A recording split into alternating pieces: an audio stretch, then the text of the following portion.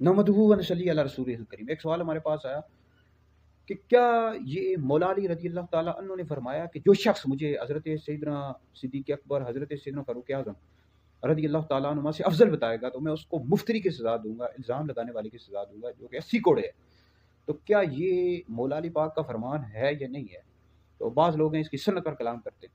तो सबसे पहले बात याद रखें, ये जो मौला अली पाक का फरमान है, ये मुख्तलिफ़ किताबों में नकल किया गया है। शियों की जो किताब है रिजाल कशी, उसमें भी मौजूद है। जो अहले सुन्नत की कुतुब हैं उनमें भी मौजूद है। जैसे मुस्नद अहमद बिन हम्बल में मौजूद है, तारीख़ दमिश्क इब्न साकिर में मौजूद है। इस तरह रिजाल कशी जो शियों की किताब है उसमें मौजूद है। और ये मौला अली पाक रज़ी अल्लाह ताला अन्हु से तवातुर तक पहुँचा हुआ है, यानी तवातुर के साथ नकल किया गया और इसकी सनद भी दुरुस्त है।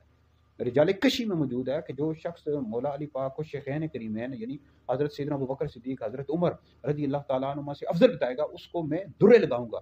और इनकी मोहब्बत यानी शेखैन की मोहब्बत, अबू बकर उमर की मोहब्बत ईमान का हिस्सा है, उनसे बुग़्ज़ रखना कुफ़्र है।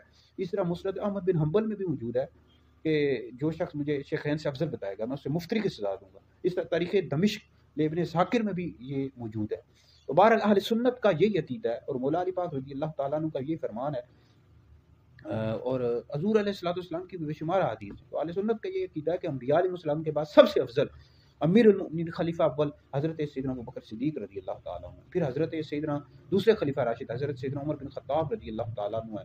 तो शेखैन करीमैन है कि मौला अली पाक रज़ी अल्लाह ताला अन्हु से अफ़ज़ल है। जो शख्स मौला अली को इन दोनों बुज़ुर्गों से अफ़ज़ल बताएगा, ऐसा शख्स गुमराह बदमज़हब है और अहले सुन्नत से खारिज है। तो लिहाजा ये अहले सुन्नत का अक़ीदा है। हज़रत अबू बकर सिद्दीक़ सबसे अफ़ज़ल है, फिर हज़रत उमर है, फिर हज़रत उस्मान है, फिर मौला अली है रज़ी अल्लाह ताला अन्हुमा अजमईन। तो बहरहाल ये रिवायत बिल्कुल दुरुस्त है और इसको बयान कर सकते हैं।